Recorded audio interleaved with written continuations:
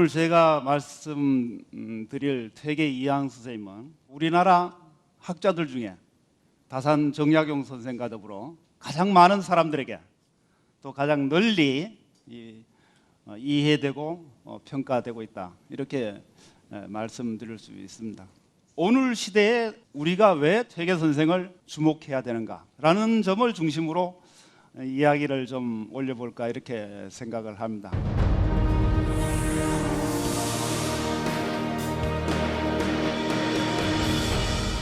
퇴계는 바로 이 공부하는 학인이었다. 퇴계 선생의 글을 따라가 보면 그 공부의 지향점이 한 군데로 초점이 모여지는 것을 쉽게 알 수가 있습니다. 그 길은 우리가 흔히 유학자들이 흔히 이야기하는 가장 아름다운 길, 그 마침내 전국적으로 인간이 가야 되는 길이라고 하는 이 성인을 표적으로 하고 있다. 그 다음에 우리가 이 퇴계 선생을 주목하는 이유는 당대의 모순과 갈등을 치유하고자 하는 적극적인 철학적인 어떤 모색이 담겨 있다.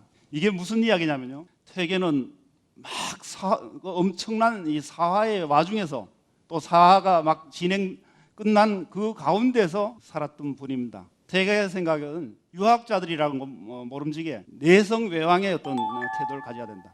내성이라는 건 안으로는 도덕적인 선을 발양해서 성인으로 끊임없이 자기 삶을 성인을 표적으로 가고자 하는 인간이라고 한다면, 외왕은 그런 알물 홀로의 어떤 선에 머물 것이 아니라 겸손의 세계로 나아가서 같이 좋은 세상을 만들기 위한 적극적인 노력을 하는 그런 어떤 적극적인 의지를 동시에 가져야 된다. 퇴계는 이 두 가지를 어떻게 아우를 것인가를 이제 생각을 하고, 그걸 이해하기라는 말로 우리가 흔히 퇴계가 결집시켰다. 퇴계가 수당이나 서원인을 만드는 것도 회오리 치는 경랑 속에서 거기에 몸을 맡기거나 혹은 그걸 회피하는 것이 아니라 그 와중에서 최선의 어떤 이 삶의 자세가 무엇인가를 찾는 것이 이 퇴계의 어떤 기본적인 발상이다, 이렇게 이야기를 할 수 있습니다. 퇴계가 퇴계인 이유가 어디 있느냐?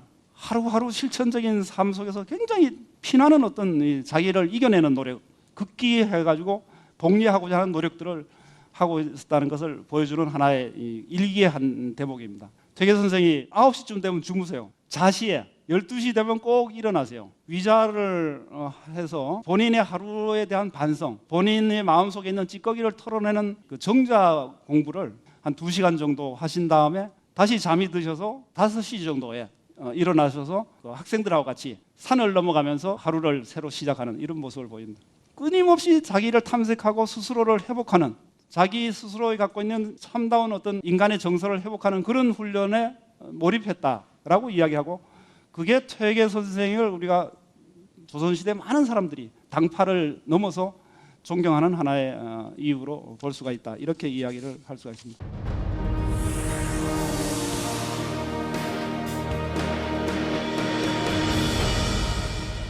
퇴계 선생님께서 우리 민족에게 줬던 가장 큰 선물 중에 하나는 교육의 힘과 그 교육의 힘을 어떻게 조직하고 국가적인 체제 속에서 이 시스템화하는가에 대한 커다란 얼개를 제시했다. 이 점을 저는 강조를 하고자 합니다. 우리가 학교란 무엇인가에 대한 이 의미를 진짜 잊어버리고 있는 것인가 아닌가, 이런 생각을 많이 합니다. 여기서 특권적 저는 기표로서의 학교라고 이야기하는데, 학교는 의례의 중심축이고 의례 행사를 통해서 교육 공간은 향중에서 도덕적 권위를 확보하는 하나의 기회가 된다. 그리고 모든 사람들의 생각을 이렇게 묶어내는 하나의 노달 포인트의 역할을 한다. 이건 순창군 이 고지도인데요, 가장 중심에 학교를 이렇게 그려놨습니다. 그들의 의식 속에서 갖고 있는 이 중요성을 보여주는 하나의 예다. 퇴계를 포함한 이 유학자들은 모든 그 삶의 근원 중에 하나가 학교가 중심이 돼야 된다, 이렇게 생각을 했습니다. 학교가 단순하게 아이들 공부 가르치고 점수 매기고 하는 공간이 아니라 여러 가지 다양한 의미를 내포하고 있는 공간 의식을 지니고 있었다, 이렇게 이야기를 할 수가 있습니다. 퇴계는 자기 스스로를 이 가장 큰 교육자로 일생을 살아가고 헌신했다 하는 걸 볼 수가 있습니다. 오른쪽에 큰 게 한삼이고 요 밑에가 퇴계 개상서당입니다. 기록에 이제 50 이후에 퇴계 선생이 여기 머물면서 가르쳤는데, 너무 좁고 누추해가지고 여기서 사람들 와서 잠을 자려면 발을 뻗을 수 없을 정도로 아주 누추한 공간이었다라고 이야기합니다. 당대 석학들이 퇴계하고 같이 학문적인 담론을 하던 장소입니다.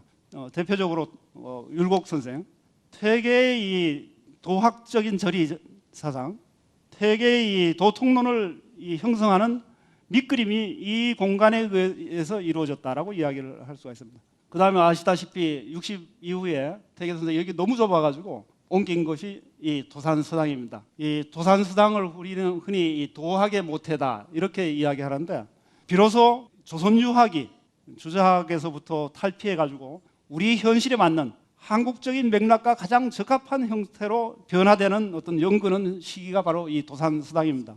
이 공간을 통해서 비로소 우리의 철학이 사실은 본격적으로 어떤 개화하던 시기다 이렇게 이야기를 할 수가 있습니다.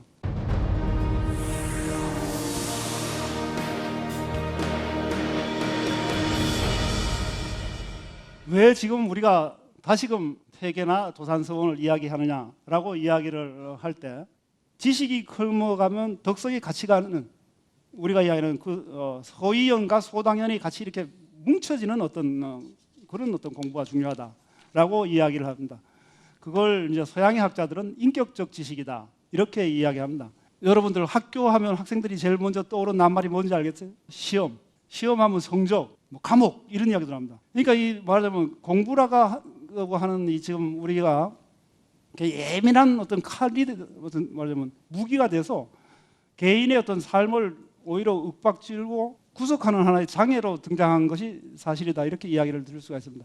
그런 부분에서 우리는 이분들이 끊임없이 배움이 덕성과 연결되는 어떤 그 시스템을, 그런 어떤 논리 체계를 구축하고자 했던 건 본받을 만한 어떤 내용이다 이렇게 이야기를 할 수가 있습니다.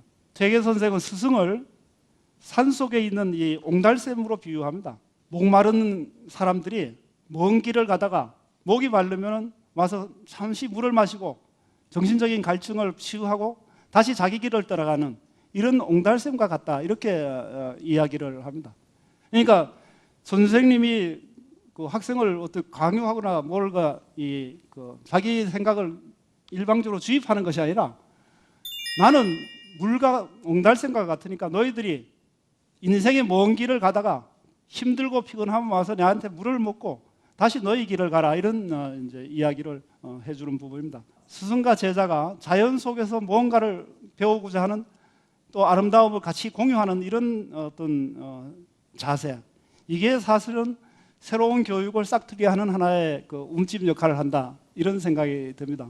퇴계 선생에 관한 좋은 글들이 이미 그 시중에 상당수 있거든요.